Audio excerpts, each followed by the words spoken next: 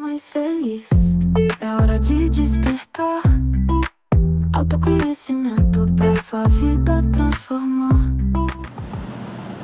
Olá, sejam muito bem-vindos ao podcast Eu Mais Feliz, que ajuda e te realmente transforma essa sua jornada emocional e te conecta com a sua melhor versão. Eu sou a Yane Ribeiro e estou sempre aqui fazendo as perguntas e debatendo os mais diversos temas para te ajudar a encontrar o seu eu mais feliz. Juntamente com ela, é claro, que é psicanalista e a fundadora da clínica Eu Mais Feliz, doutora Grace Ribeiro. Muito boa noite, Grace. Boa noite, pessoal. Estamos aqui mais uma vez, hoje, com um novo perfil, estamos só eu e a Yane.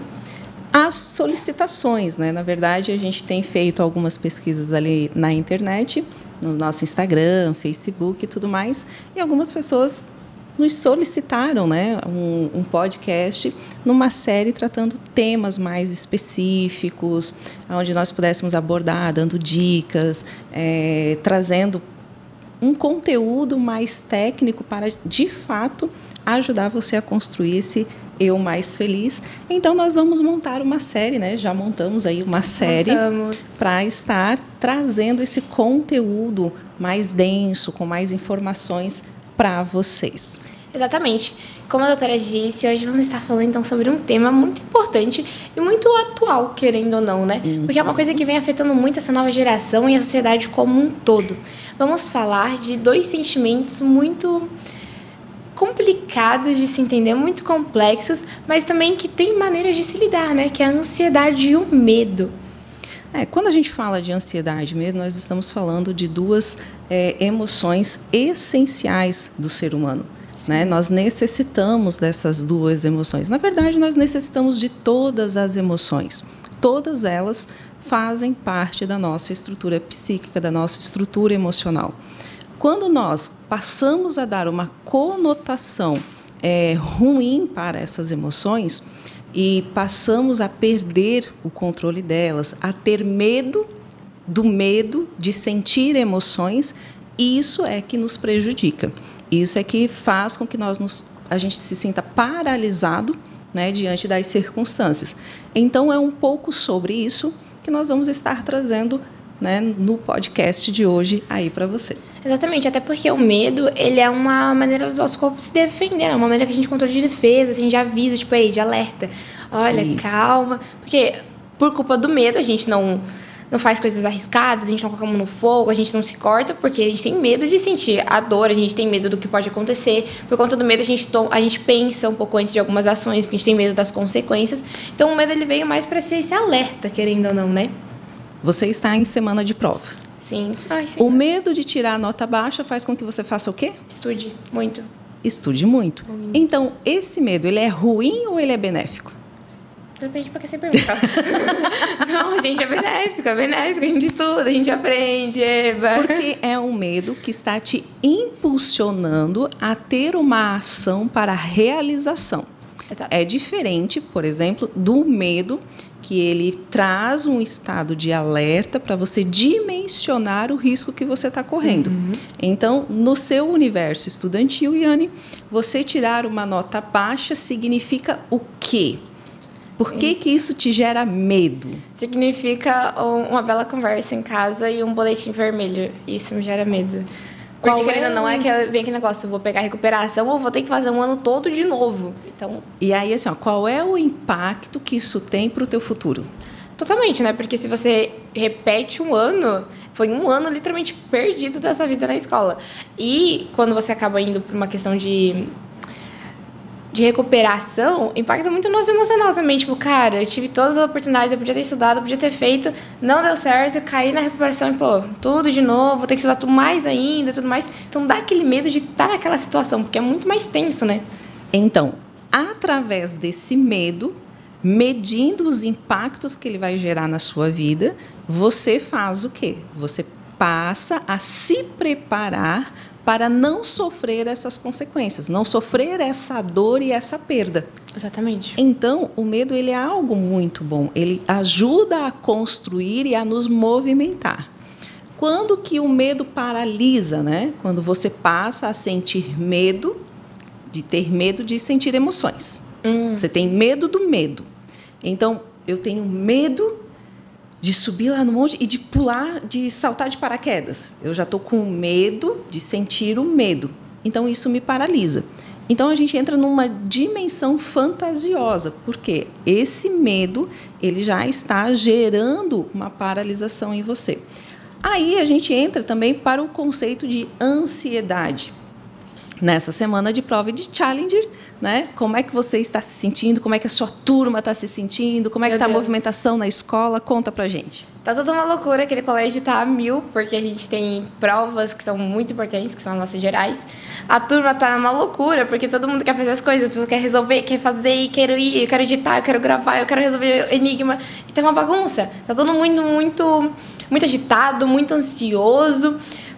Com muita expectativa de como vai ser o challenge, quem vai ganhar, o que vai acontecer com as provas. Mas aí é que entrou a palavra. Você trouxe, primeiro, um conceito de ansiedade, porque Sim. é a palavra mais familiar que está tendo para descrever os sintomas. Porque hoje em dia é a primeira que vem à mente, né? É a primeira que vem à mente.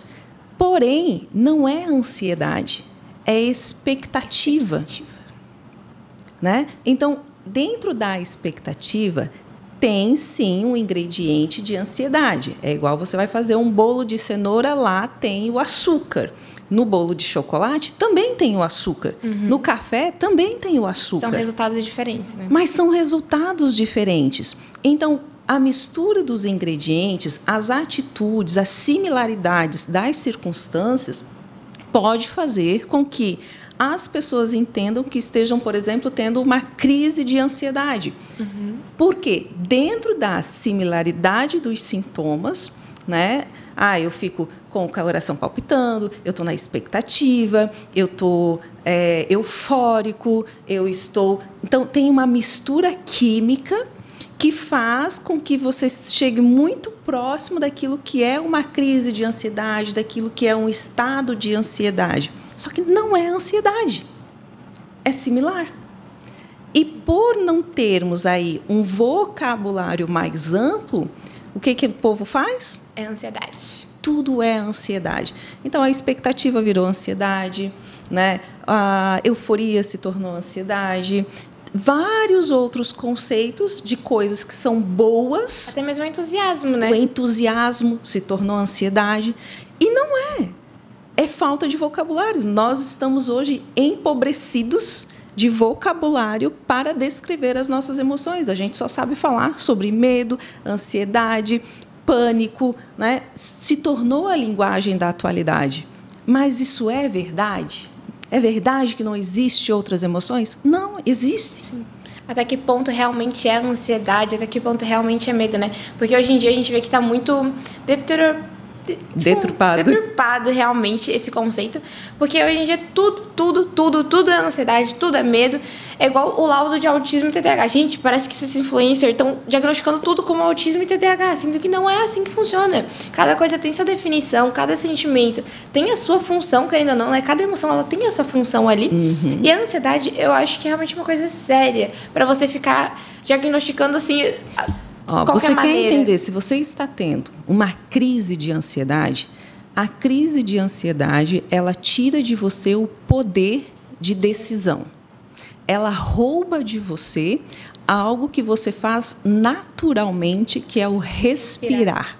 Né? Então, você não para pensar na respiração, você não fica controlando a sua respiração diariamente, né? A não ser que você esteja fazendo um exercício específico de respiração.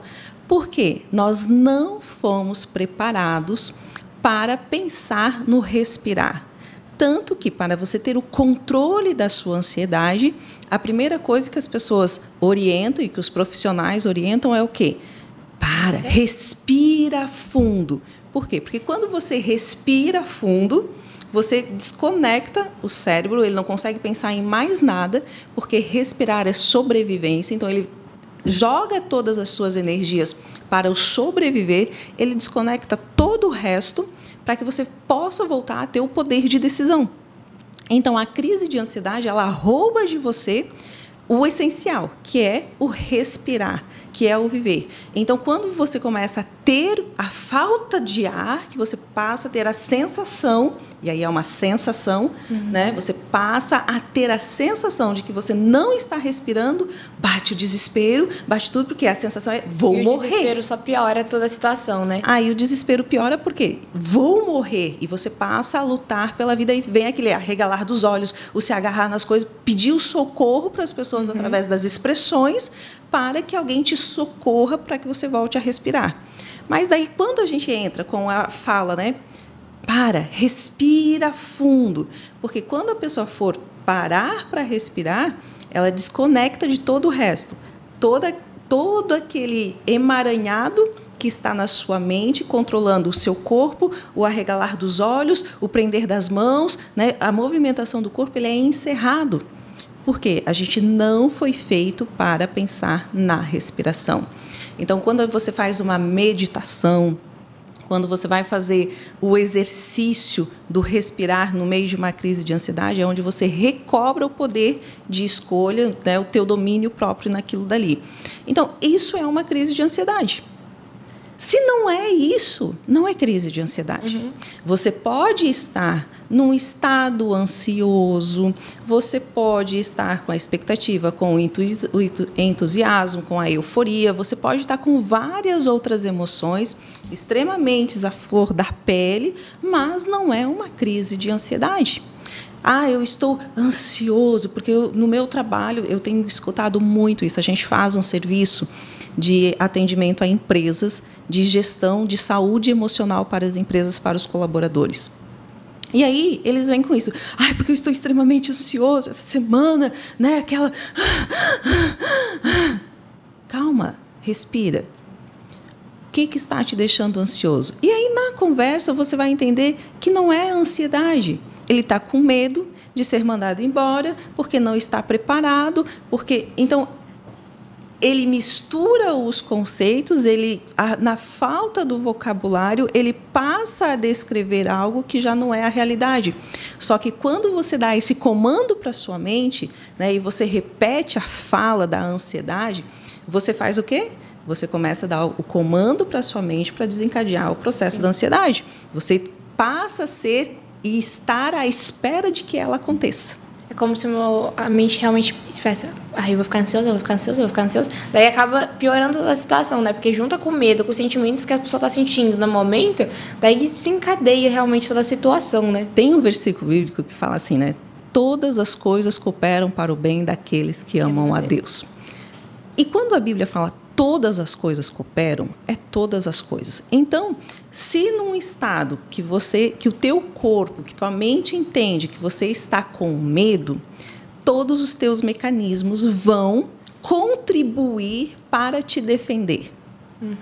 Então, assim, se você é uma pessoa despreparada, se você está com falta de capacitação, se você não busca fortalecer as tuas bases, se você não busca gerar estrutura, se você não passa a ter conceitos, se você não amplia o seu vocabulário, se você não gera uma rede de segurança para o teu aprendizado e para o teu desenvolvimento, significa que, por qualquer circunstância nova que surja, você vai ter uma crise de ansiedade, você vai estar num estado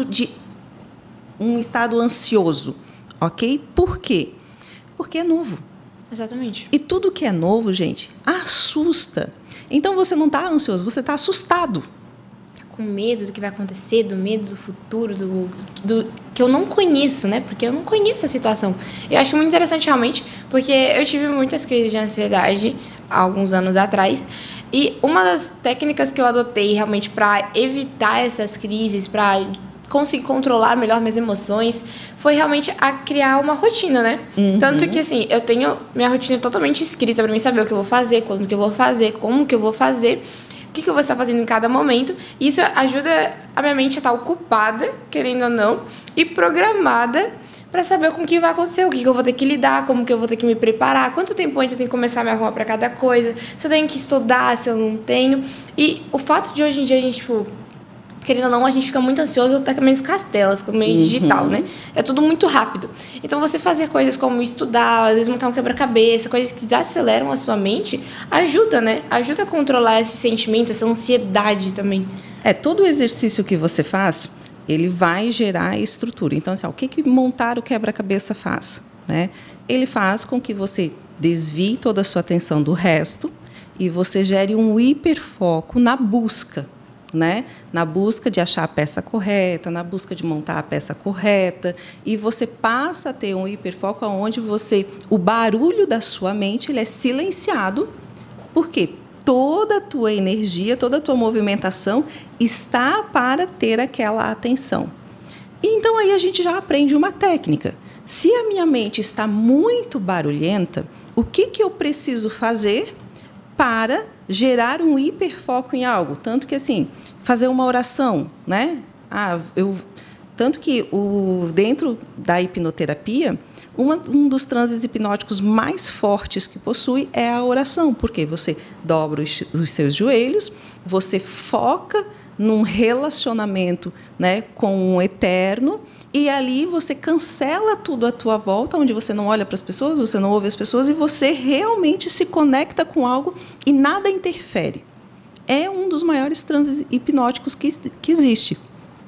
Quando você monta um quebra-cabeça, eu amo montar quebra-cabeça, tenho alguns em casa, é a mesma coisa. A televisão pode estar ligada, os vizinhos podem estar com bagunça, com som, com barulho, com aquilo. Em casa tem as suas movimentações, mas para a Grace, aquele é um momento em que eu me desconecto de todo o resto, fica um silêncio à minha volta, porque a minha mente está trabalhando só em função de uma coisa. Isso é muito interessante, né? Porque cada pessoa tem o seu hiperfoco e que consegue realmente acalmar a mente, bloquear a questão toda em volta. Eu conheço pessoas que é desenhar, gente. Eles pegam um papel, saem desenhando e como se o mundo não existisse em volta. Tipo, o mundo realmente é bloqueado e eles estão focados ali. Tem pessoas que é tocar, às vezes tocar guitarra, tocar um violino, tocar um piano, faz a pessoa focar naquilo, porque você tem que estar prestando atenção na partitura, você está prestando atenção nas notas e você foca naquilo. Como se o mundo realmente fosse bloqueado, silenciado. E suas emoções, elas conseguem começar a se acalmar dentro de você. Você vai entrando nesse momento até hipnótico, querendo ou não, sim, né? Sim. Assim, tudo que você faz que gera concentração, também te gera proteção. Uma coisa que, quando nós estávamos falando de medo, eu até fui buscar aqui no celular para lembrar da palavra. Porque nem tudo é medo. Eu passei uma situação essa semana de autoavaliação. A gente faz parte de um grupo, eu sou anfitriã de um grupo de uma mentoria, e ali a gente compartilha as nossas experiências. E, diante de uma situação que aconteceu comigo na semana passada, eu comecei a olhar o que vinha acontecendo comigo. Eu pensei, cara, é medo que está me impedindo de tomar a ação, de ir à frente. Eu pensei, não, eu não estou com medo. Eu não estou com medo do novo. Eu já estou vivendo as coisas novas que eu planejei, eu já estou me expondo, eu já estou na internet, eu já estou nas redes sociais, eu já estou fazendo o programa, já estou gravando o curso, já estou fazendo tudo o que eu tenho que fazer. Então, não estou com medo de realizar. Então, não é medo. É procrastinação? Não é procrastinação. É preguiça? Aí, na preguiça, pegou. Quando eu entrei no conceito da preguiça, eu fiquei pensando assim, cara, aqui tem uma ponta de verdade. O que me faz não me movimentar? Pode ser a preguiça, porque a gente senta no sofá, a gente sempre põe ali uma série, né? Você coloca o negócio e o tempo voa. E ficou. Né? Você já não faz o que tinha que fazer e maratona a série. Assiste o filme por completo. Grace, mas isso é tempo de descanso, a gente precisa. Ok, não é disso que estamos falando. Mas dentro do conceito preguiça, depois eu fiquei pensando, não, mas também não é preguiça. Por quê? Eu acordo cedo, eu tenho uma rotina bem puxada, a gente ainda treina, vai para a clínica, volta para casa fazer almoço, grava, estuda, monta a aula, né? Tem toda uma estrutura gigantesca por trás de preparação. Não é preguiça. Aí eu encontrei a palavra. Resistência. Resistência ao novo. Resistência.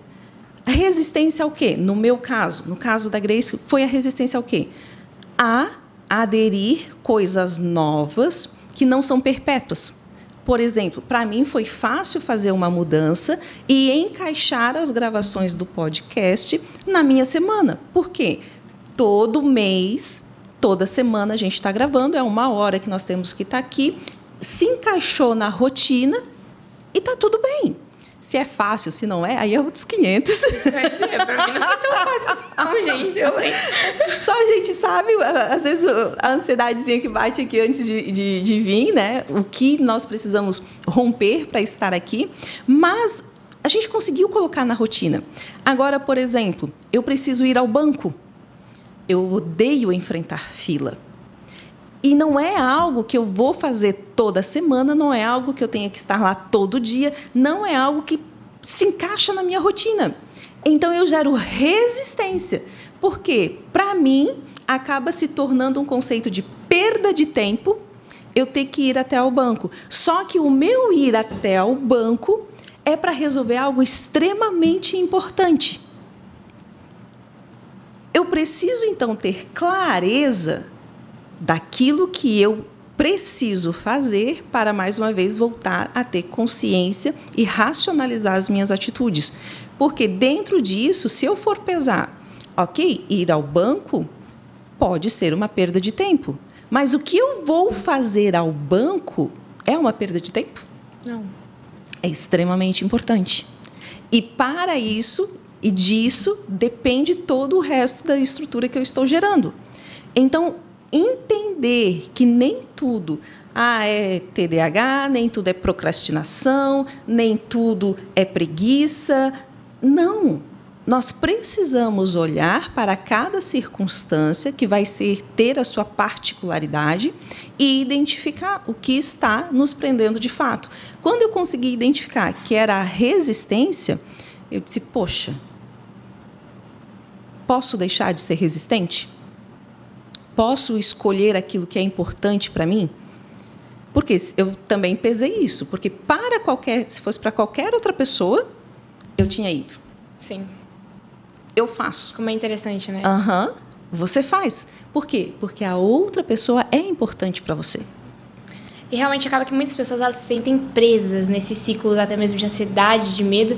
E eu acho que essa é uma das melhores dicas que a gente pode dar. Porque a gente vem aqui, a gente fala sobre ansiedade e medo, a gente fala que eu já tive crise de ansiedade, ambas já fizemos terapias para lidar com as emoções e tudo mais, mas hoje, até mesmo hoje em dia, a gente tem que parar e rever essas emoções e entender o que está acontecendo. E é uma coisa muito importante, porque as pessoas elas vão sentindo as emoções, sentindo, e não para ver o que está desencadeando isso. Por exemplo, o exemplo que você deu foi muito bom, porque você teve que parar e ver, tá sendo medo? Tá sendo ansiedade? Tá sendo essa expectativa? O que tá acontecendo? E, gente, hoje em dia a gente tem, uma ferramenta aqui, na palma da mão, joga no Google, qual é a definição de tal sentimento? Qual a definição de tal sentimento? Pra você conseguir entender, o que você tá sentindo, pra você conseguir realmente até lidar com o que você tá sentindo. Porque se você não sabe o que é, se você não sabe com o que você tá lidando, não tem como você melhorar nessa situação.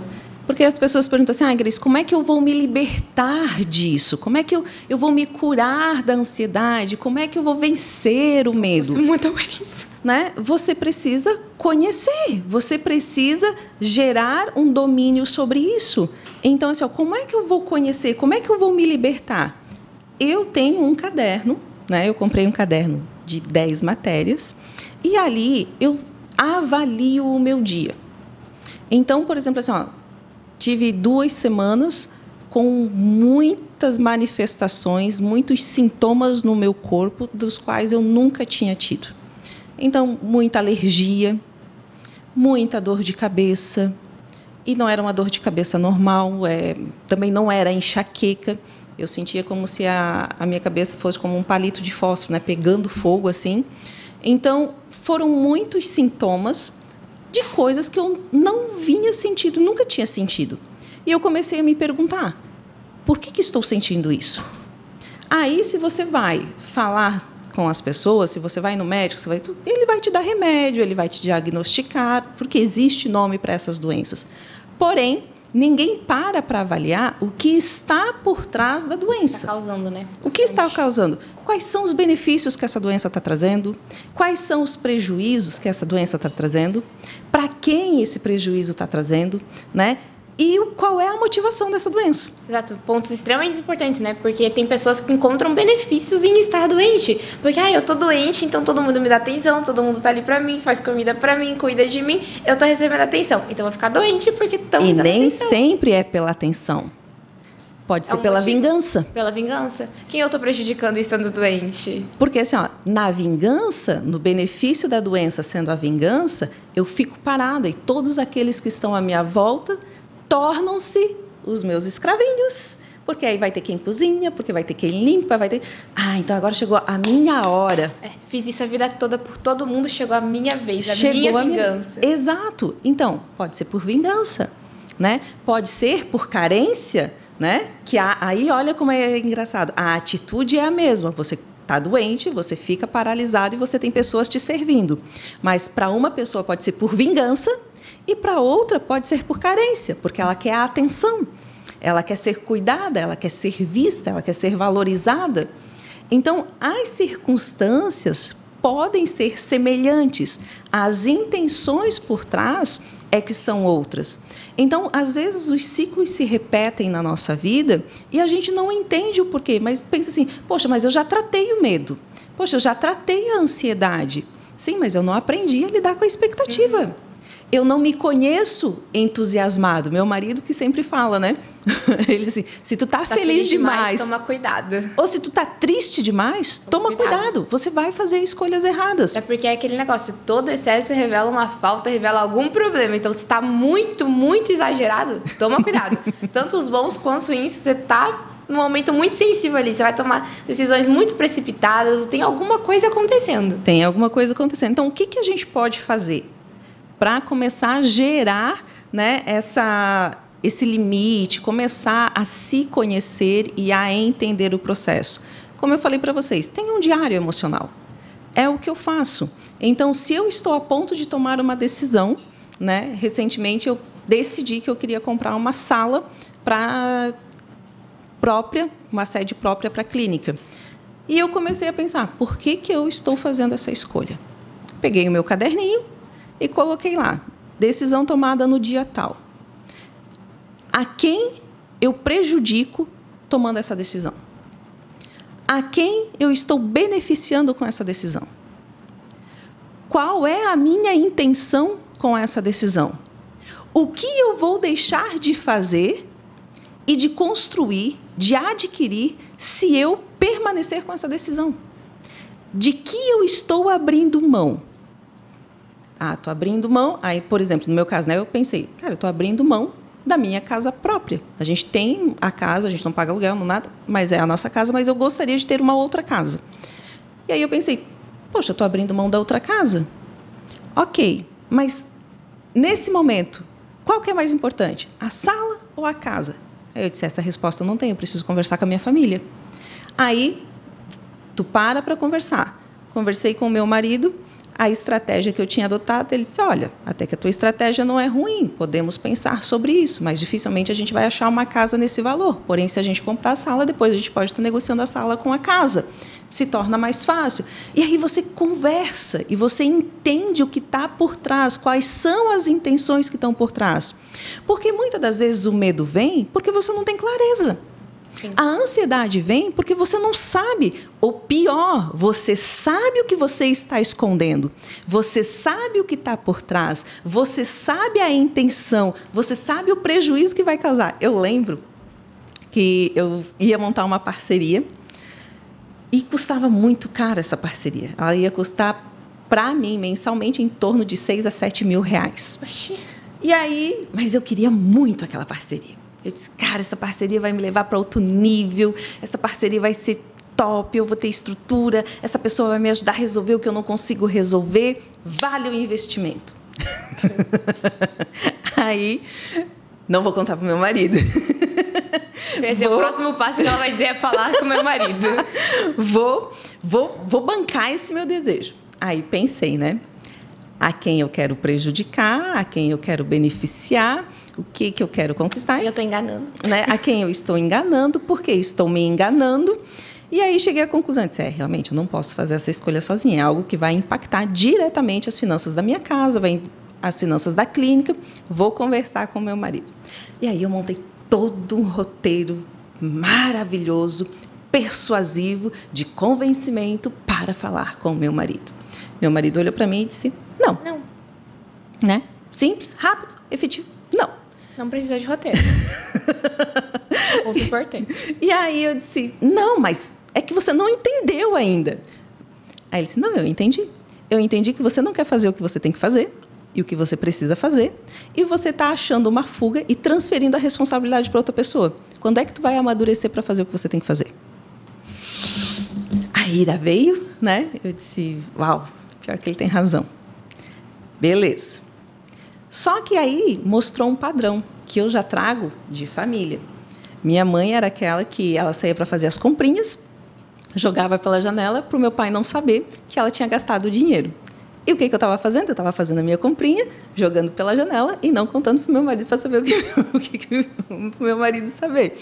Dentro disso, você começa a olhar para os padrões. Quando eu identifiquei o padrão, mudou a intensidade, mudou o grau, mudou, né, a potência de valor, mas o padrão é o mesmo.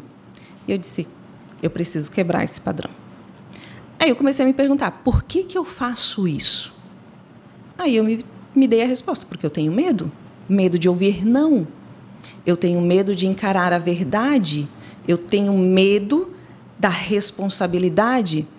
E eu disse, ok, mas esse medo, o que esse medo tem a ver com o meu marido? Esse medo, eu passei a sentir esses medos depois que eu casei, ou eu já tinha esses medos? E eu cheguei à conclusão que eu já tinha esses medos.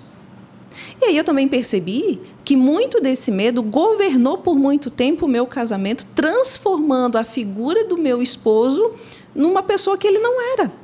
Exatamente.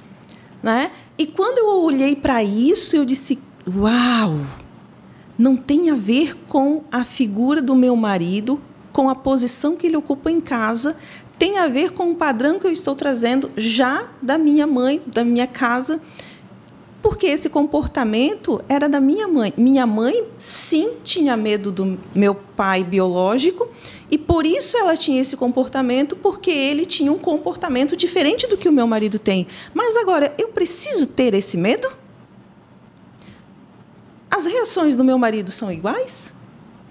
Por que eu me comporto ainda hoje, não vivendo mais aquela realidade desse mesmo jeito? E aí você começa a se fazer as perguntas que você tem que achar as respostas. E eu disse, eu não preciso mais disso. Resultado disso, eu chamei meu marido e pedi perdão. Né? Eu disse, olha, eu quero te pedir perdão, não só pela situação de hoje, mas por 20 anos, né, de medo acerca da sua pessoa que não tinha a ver com você, porque você nunca gerou medo em mim. Pelo contrário, foi a pessoa que mais me gerou identidade, foi a pessoa que mais me gerou segurança, foi a pessoa que mais me proporcionou segurança. Isso é uma coisa que a gente vê muito nessa nova geração, né? Que tá pegando o medo, os traumas até mesmo dos pais e transferindo para os seus relacionamentos em amizades, relacionamentos amorosos, e tem causado muitos problemas, né? Porque minha mãe não teve um casamento bem sucedido, minha mãe teve um relacionamento que foi mais complicado, então eu não vou ter, eu vou ser mal com todo mundo, eu vou ser a pessoa que vou machucar para mim não ser machucada. E a gente vê uma geração que tá se auto-machucando e machucando os outros por questão disso, né? De não entender a quem está relacionado esse medo. Hoje eu fiz um atendimento muito interessante. A pessoa que eu atendi é uma mulher, a mãe dela faleceu e está fazendo 1 ano, e ela tem todo o suporte que a mãe dela dava para ela era de cuidar dos filhos dela. Ela tem 2 filhas mulheres. E aí ela tem muito medo hoje de ir trabalhar, porque ela diz, eu não sei como é que minhas filhas estão ficando em casa, eu procuro proporcionar a segurança, mas minha mãe já não está mais lá, e eu tenho muito medo dos vizinhos e de assédio, eu não levo homens para casa por causa de medo disso, daquilo outro.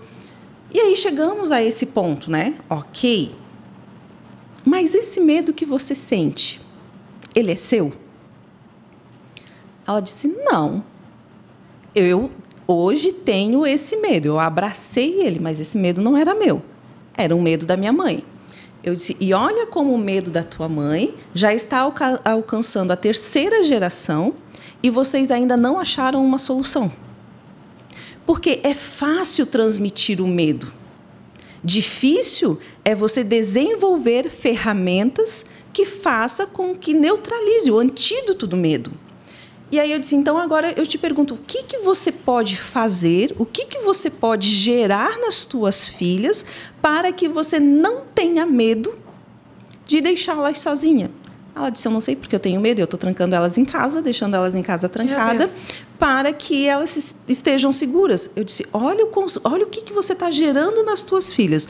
Você está trazendo um medo que era da tua mãe, elas estão pagando um preço, uma sentença, elas estão aprisionadas porque você não teve ainda a capacidade de achar um mecanismo de sanar o teu medo.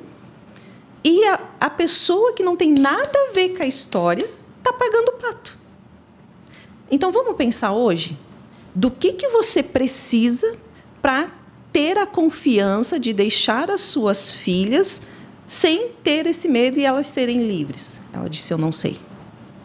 Eu não sei porque eu faço mesmo. Quando eu saio de casa, quando eu volto do trabalho, quando eu estou em casa, eu tenho tanto medo também disso que eu também fico presa com elas.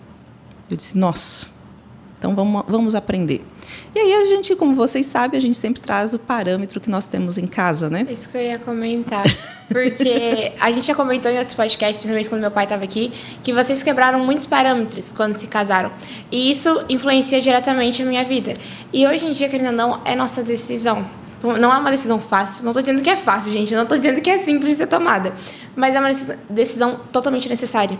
De você olhar para sua casa e ver, poxa, quais são os medos que meus pais têm? São racionais? São medos que, realmente são viáveis para mim? São viáveis à minha realidade nesse momento? Eu vou querer passar esses medos para frente? Porque isso vai influenciar as próximas gerações, vai influenciar a nossa vida.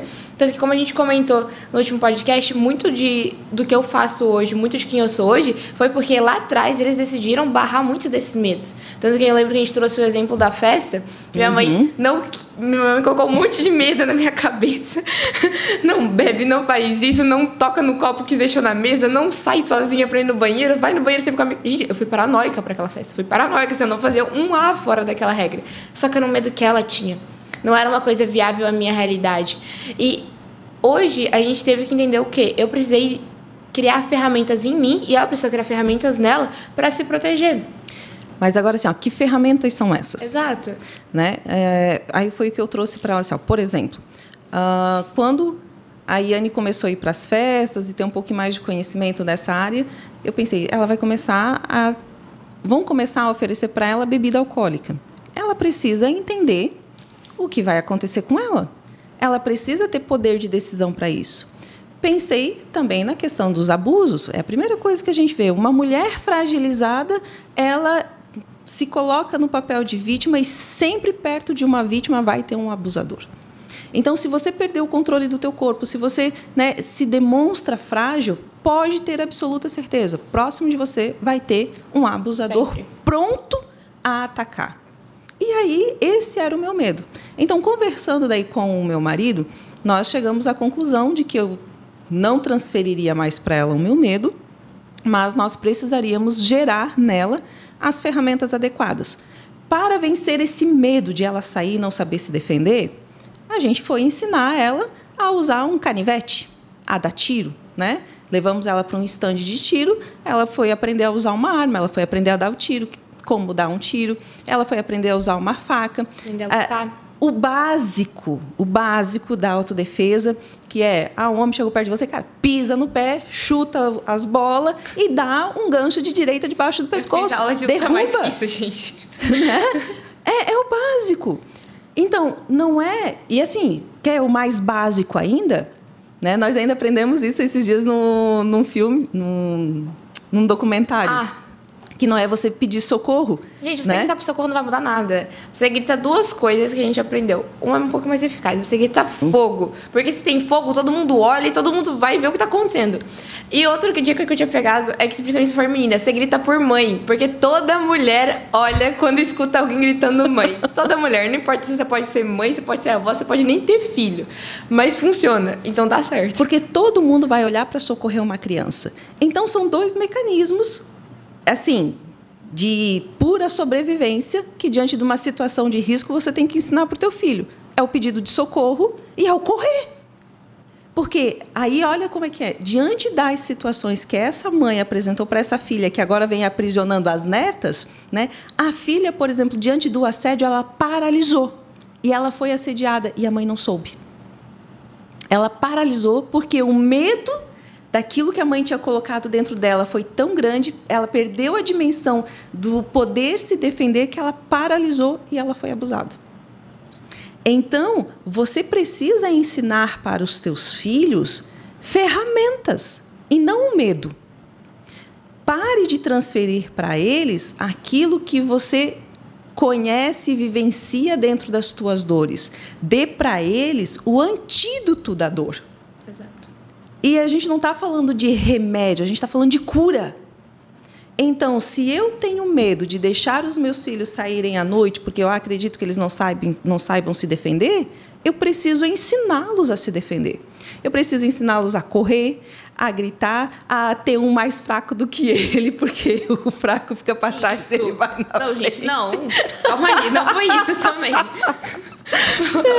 Instinto de sobrevivência. Né? Você vai lutar pela sua vida. Mais forte para me proteger. Né? Você vai lutar pela sua vida. Então, assim, é pedir socorro, é gritar fogo, é saber o que gritar, é saber o que falar, é saber o que fazer. Vou esperar agora para beber. Se você virou para o lado, hoje, do jeito que a coisa está, para jogar um líquidozinho dentro da sua bebida e você se perder ali e se tornar extremamente vulnerável, é rápido e fácil, é um piscar de olhos. Como que eu vou treinar a minha filha para que ela não deixe de desfrutar da vida, não deixe de celebrar, não deixe de viver a adolescência e a vida dela, porque eu tenho medo? E aí a mãe fica ansiosa em casa. E a mãe entra em pânico, porque, nossa, minha filha não chegou, o que está acontecendo com a minha filha? Aí você fica ligando, fica perturbando, o teu filho fica de saco cheio, porque ele não sabe do que você está falando. Ele não entende essa realidade. E aí, você que sabe do que você está falando. Então, o que te faltou? E aí você precisa dar o que te faltou. Então, faltou autoconhecimento, faltou entender a potência da tua força, porque, por exemplo, eu passei por muitos assédios, e eu só passei por muitos assédios porque eu não tinha dimensão de que eu podia me defender e da força que eu tinha. O dia que eu aprendi a bater, e a primeira pessoa que levou um soco bem dado foi meu irmão Mosailton, eu fechei a mão e dei um soco nele, deixei ele com o olho roxo. Né? Aí foi o dia que eu parei de apanhar dele também, porque depois daquele dia ele também nunca mais me provocou e me bateu. Mas eu aprendi que eu tinha força e que eu podia me defender. Quando eu fiz um curso de faca contra a arma, ali eu posso, eu consigo, eu consegui dar conta de uma pessoa maior do que eu. Eu aprendi a técnica, eu aprendi a estratégia de fuga, eu aprendi a defesa. E aí você muda a tua química corporal, você muda a tua postura, você muda a tua fala e você já não anda mais como uma vítima na rua e o abusador já não é mais atraído por você, porque o medo ele tem um cheiro. Verdade. Né? Tanto que na natureza, se você for olhar os documentários de animais, a presa ela exala um cheiro e o predador ele sabe exatamente quem atacar, porque aquela presa ela está exalando um cheiro, ela está exalando um comportamento que diz para ele que aquele ambiente é propício para o ataque dele. Então, conosco não é diferente. Então, para que o medo seja eliminado, você precisa ter estrutura, você precisa ter ferramentas de defesa. E não é só ter, é saber usar, é saber como fazer. Acho que é interessante que a gente volta também ao que a gente comentou no podcast atrás, que os pais precisam passar para os filhos realmente aquilo que eles necessitam, né? Não aquilo que fez falta para você, nem aquilo que você acha que você precisava e seus pais não te deram. Não, você vai dar para o seu filho as ferramentas que ele realmente precisa, para a sociedade a qual ele está inserido, para a realidade a qual ele está inserido, para as necessidades que ele está apresentando. E aos jovens, eu acho que realmente a ansiedade é uma coisa que tem estado muito presente na nossa vida hoje em dia, muito presente na escola, muito presente no nosso meio. Eu acho muito importante realmente a gente falar sobre isso, falar sobre como são essas emoções, qual emoção realmente é essa, a gente poder definir e entender melhor o que está se passando dentro da gente, o que está se passando na nossa mente, no nosso coração até mesmo, e criar essas ferramentas. Entender o que faz você criar esse bloqueio do mundo de você se concentrar, qual é o seu hiperfoco que ajuda a acalmar a sua ansiedade, o que está causando essa ansiedade, porque ela tem um motivo, tem um gatilho aí, tem alguma coisa acontecendo que está fazendo você ficar nesse estado ansioso. Tem algo que está te gerando medo, que está te gerando esse receio, querendo ou não, né? Então, você entender o que está se passando, o que está motivando isso e se você está tendo algum benefício. Realmente, se você está tendo algum benefício, porque às vezes é muito interessante, porque hoje em dia, se você tem uma crise de ansiedade, você não precisa fazer a prova, você passa. Tem colégio que é assim, vocês acham que a gente não sabe? Não, gente e sabe. aí vamos falar assim, ó, colegas de escola, né? Eu tenho medo de apresentar. Eu não tenho coragem. Aí vai lá, aqui tem coragem e resolve a situação. Exato. Então, tem benefícios. Mas você que está nos ouvindo, se você se identificou com alguma dessas histórias, se você tem a sua história, a gente quer conhecer a sua história. Coloca para nós aí nos comentários, a gente vai estar sempre respondendo. Podemos trazer a sua história, quem sabe, num próximo podcast e trabalhar em cima dela, né? Então, nós queremos estar trazendo aqui conteúdos que, de fato, vai estar ajudando aqueles que estão nos acompanhando. Coloque para nós ali nos comentários qual foi a tua experiência com a ansiedade, qual é a tua experiência com o medo, se você conseguiu identificar algum benefício ou algum prejuízo que está fazendo com que essa situação esteja te proporcionando. Compartilha com a gente, nós queremos ajudar você. Exatamente, porque não se esqueçam, gente, vocês são protagonistas da sua história. Você toma a decisão, a rédeas está nas suas mãos. A força está dentro da gente. É como a gente falou, a gente precisa só descobrir. Às vezes a gente tem a força, a gente só não sabe como usar e não sabe que ela está ali. Então ela precisa ser cultivada e exercitada. E nós estamos aqui toda terça para te ajudar a entender o que está se passando nessa mente, nesse coração, como que estão essas emoções e te ajudar a encontrar o seu eu mais feliz sempre. O medo, ele é sempre um alerta de algo que você precisa prestar atenção. Se bater o medo, né, aí tem algo assim que o meu pai biológico ele ensinou que foi extraordinário e é algo que eu carrego para a vida até hoje. O pai sempre ensinava você a nunca andar pelo mesmo caminho. Ele nunca nos permitiu andar com fone de ouvido, porque ele ensinou a você estar em estado de alerta. Muitas pessoas me encontram na rua e às vezes me cumprimentam e eu sempre carreguei um título de nariz empinado até por causa disso, porque eu não ando na rua para me relacionar com pessoas. Na rua eu ando em modo de alerta, no modo defensivo. Então, eu estou sempre olhando reflexos de espelho, eu estou olhando retrovisores, eu estou prestando atenção em quem está andando atrás de mim, qual é o ritmo que ele está andando, se essa pessoa está me acompanhando, se essa pessoa vai me oferecer risco, que dificilmente eu estou prestando a minha total atenção para a frente. Geralmente, os meus ouvidos, a minha percepção, ela está para a volta e atrás, porque na frente está quase que óbvio, eu consigo ter acesso e uma resposta muito rápida. Para o que está acontecendo à minha volta, não. Então, eu ando sempre em estado de alerta. Eu estou sempre observando, né? Eu estou sempre cheiro, aroma, perfume diferente. Qualquer movimentação, qualquer dos meus sentidos, se eles entram em estado de alerta, eu mudo a minha postura, eu mudo o meu comportamento, eu me posiciono de uma forma diferente para andar na rua. Então, só que isso precisou ser ensinado por alguém. Você precisa ensinar o seu filho, você precisa ensinar a sua filha, você precisa aprender. Porque, gente, é incrível a gente ver adultos andando na rua como se o mundo é cor-de-rosa. Tiraram o celular da minha mão. Roubaram a minha bolsa. Meu Deus, como é que isso foi acontecer? Aconteceu porque você estava mosqueando. O ladrão não vem para roubar aquilo que está protegido. Ele rouba aquilo que foi negligenciado. De alguma forma, a sua a sua expressão, o seu posicionamento demonstrou para ele uma negligência e uma oportunidade que ele pôde usufruir. Então, você precisa aprender a se defender. Dentro da ansiedade, dentro do medo, a maior defesa que você pode gerar é estrutura, é preparação, é capacitação, é gerar uma rede de apoio. É você saber para quem ligar. Gente, tem gente que não sabe para quem ligar. Se liga para o bombeiro, se liga para a ambulância, se liga dentro de um... Tem gente que, se você fala que no Brasil é diferente, são números diferentes, funções diferentes, eles entram em choque. Né? E realmente essa estrutura é muito, muito importante. Porque a gente vê que realmente tem pais que não pensam nisso e não passam essa estrutura para o filho. Só que se você é jovem, você criou essa estrutura, você conseguiu essas ferramentas, você pode ajudar os seus amigos.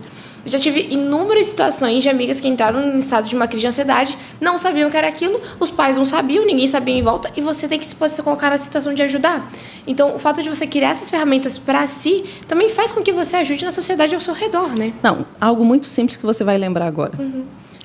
Quando a Iane começou a crescer e se tornar mais mocinha, eu preparei para ela uma bolsinha, que era um chaveiro, né, que é aquelas bolsinhas de moeda. E ali eu coloquei um absorvente, um lencinho umedecido, né? E remédio. E o remédio. Desde os 9 anos, eu acredito que foi, né, Iane? Antes de eu virar mocinha. Antes de ela virar mocinha, eu já tive essa conversa com ela e eu preparei a Iane para esse momento. Porque eu já tinha presenciado e vivido em clínica muitas meninas passando por essa situação de ter o primeiro ciclo menstrual e não estar preparada, passar vergonha, ser humilhada, virou um trauma essa situação. E aí, quando eu passei a preparar a Iane para isso, ela disse assim, mas mãe, para quê? Eu ainda não sou, eu não tenho. Mas, Iane, quantas amigas você socorreu e você ajudou? Eu acho que eu usei mais aquilo para minhas amigas do que para mim, na verdade. Porque foram inúmeras amigas minhas em que aconteceu essa situação com elas, tipo, na escola, e elas, uai, o que eu faço agora? Eu nunca vi isso, eu não sei o que acontece, eu não sei como fazer. Eu falo, não, calma, vem cá, vou te ajudar. Eu tenho as coisas que precisa lá na mochila, eu vou te ajudar, você faz assim, assim, assim, assim, vai dar certo. A gente tá tudo certo, tá tudo bem. E deu certo. Só que a gente vê que vem de casa essa falta de preparação. Por isso a gente fala tanto para os pais. Deem aos seus filhos aquilo que eles necessitam, as ferramentas que eles precisam para o dia a dia dele, para a necessidade que eles apresentam, né? Exatamente. Então, dentro dessa estrutura, aí, por exemplo, a gente foi fazer uma viagem, né? E nessa viagem tem algo muito legal. Aí minha mãe ensinava. Minha mãe dizia assim, ó, como a gente não sabe o ponto da viagem que a gente vai parar, coloca um absorvente. Estando menstruado, coloca um absorvente. Você não sabe que ponto que vai parar, mas pode ter aquela corridinha do xixi, você pode... E aí a mãe nos preparava para isso. E aconteceu inúmeras vezes. E foi numa dessas circunstâncias que aconteceu de a Iane se tornar mocinha e não passou a vergonha que passaria, né, por estar despreparada. Prepare o seu filho, gere situações, momentos de segurança, o ambiente seguro para que ele possa se desenvolver, né? O nosso recado hoje para você é esse. Não transfira o medo, não transfira a ansiedade, porque em clínica eu não consigo, por exemplo, corrigir o comportamento aprendido de um ansioso sem que ele tenha o trauma. Porque hoje, tanto na depressão quanto na ansiedade, a gente tem uma geração que já está aprendendo o comportamento, mas sem ter a emoção e a sensação. Daí não há o que ressignificar. Aí não há o que ressignificar, não há o que desmanche essa estrutura.